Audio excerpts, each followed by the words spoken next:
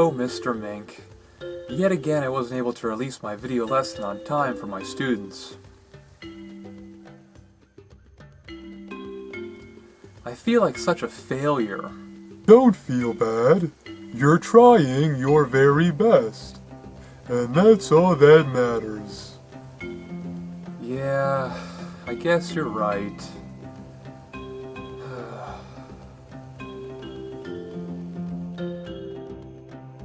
Today is Friday, March 20th, 2020, and it is the 5th day of the nationwide school closures going on due to the coronavirus pandemic. When this all began, I promised myself that no matter what, I'd make a new video lesson for my students every single day. But already, I'm falling behind. Part of me thinks that I should just stop saying the date in these videos because I always release them a day late. And I hate being late. That's why I wake up at 4 a.m. every single day to make sure that I get to school at least 2 hours early. I hate being late almost as much as I hate not reaching a goal that I set for myself. And like I said yesterday, my one and only goal right now is to make sure that you keep learning science during these crazy times by watching my video lessons every single day. They're taking me forever to make though, and one big reason is my tendency to re-film every single thing I say like 7 times. Maybe I shouldn't even do the talking today then. Maybe Mr. Malware Mink here can do it for me. And not only that, while we're on the topic of talking, why not take a look at a word that I've been saying a lot of lately? Virus. So get excited, because for today's video lesson, we are going to learn about the etymology of the word virus. Take it away, Mr. Mink. Gladly. So let's begin. First, do not confuse the word etymology with epidemiology. Etymology is the study of the origin of words and the way in which their meanings have changed throughout history, while epidemiology is the study of how, when, and where diseases occur in a population of people or other living things. The word etymology itself has an interesting origin, since it formed from the Greek word etymologia, meaning the study of the true sense of a word. This word has the suffix logia, which means the study of.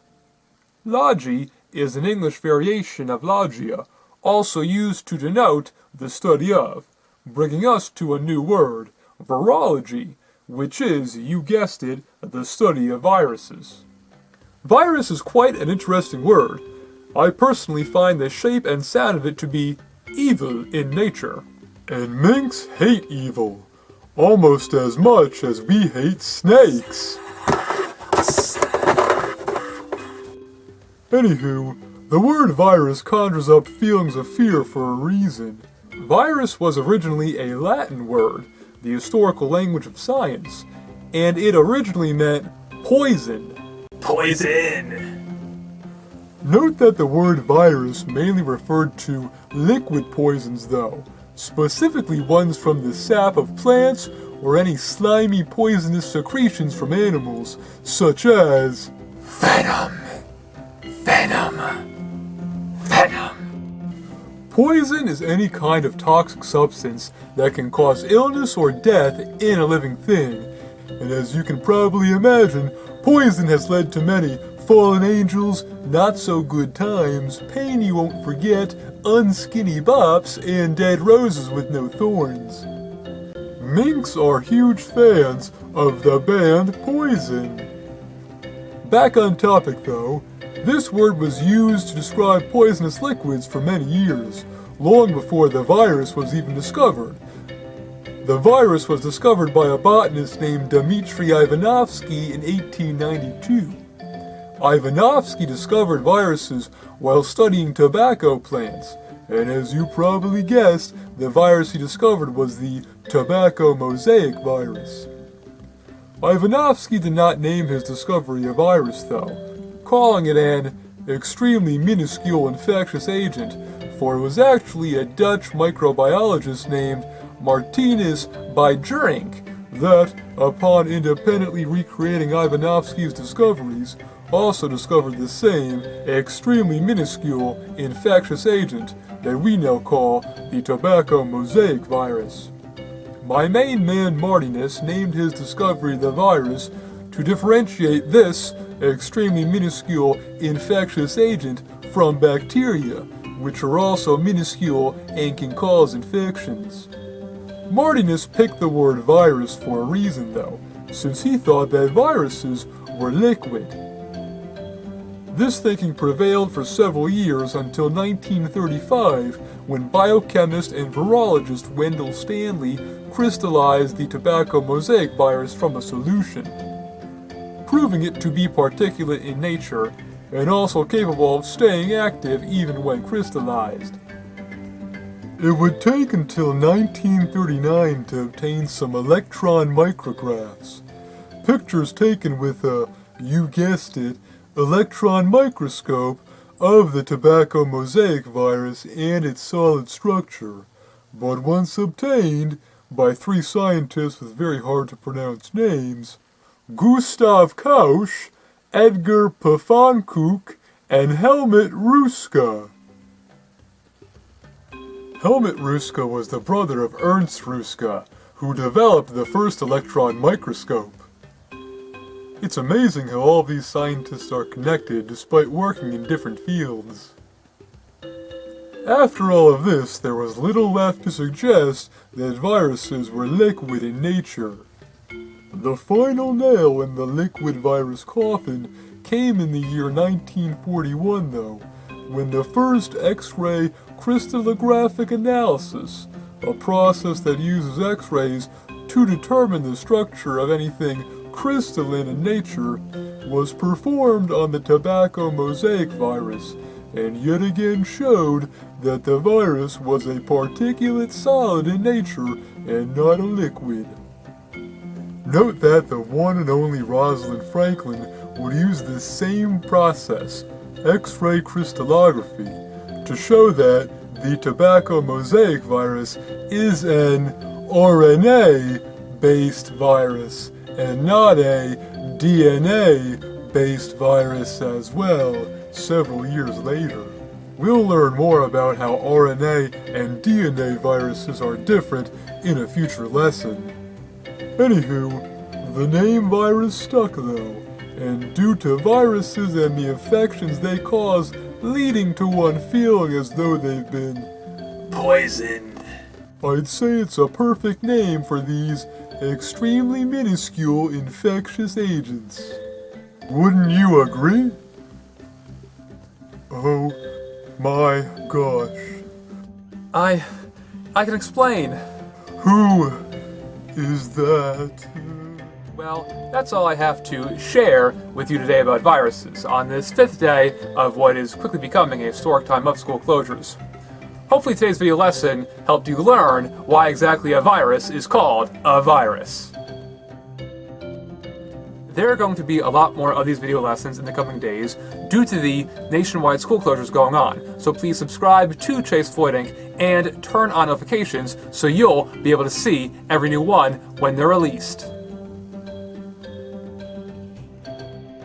Like I said yesterday as well though, we must keep learning through all of this.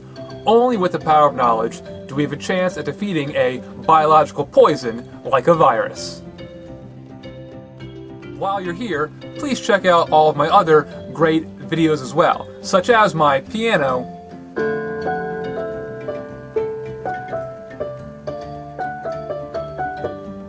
videos, and share this video with any friends that you think might like it. It is going to be an interesting couple of weeks, so you gotta use your time wisely and try to learn something new every single day. With that being said, bell or no bell, we still work bell to bell in Mr. Floyd's class, even during crazy times like these. So, I hope you learned a lot today, and I will see you all tomorrow for another exciting video lesson.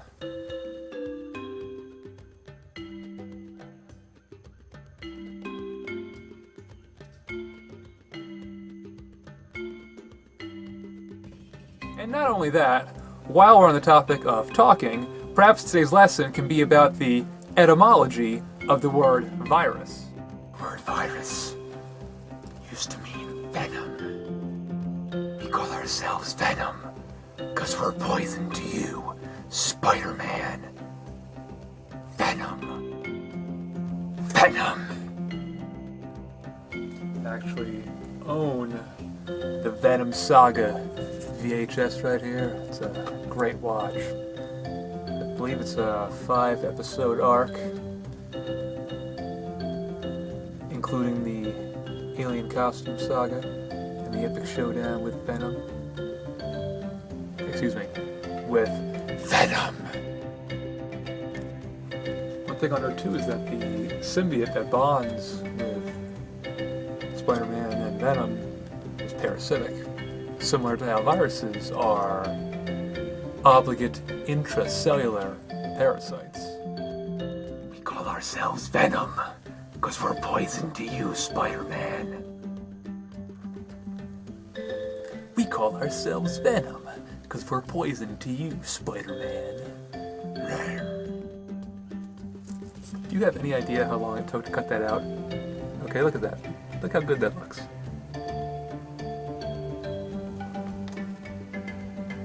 I surprisingly don't have a mask for Venom, actually. I should probably get one. For the future. Minks are afraid of venom. Venom. Venom.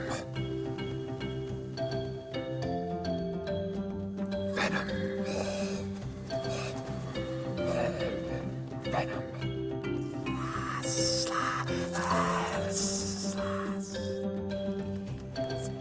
Do minks actually eat snakes?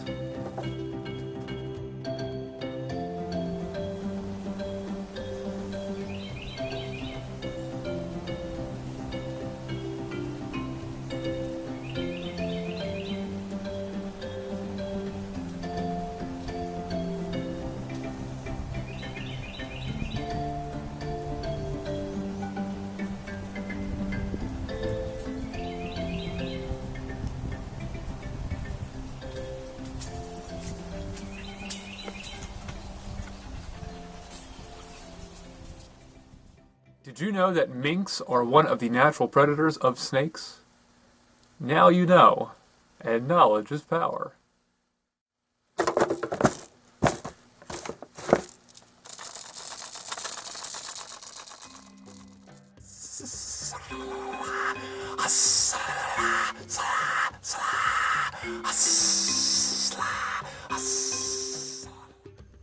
What do you think, Mr. Mink?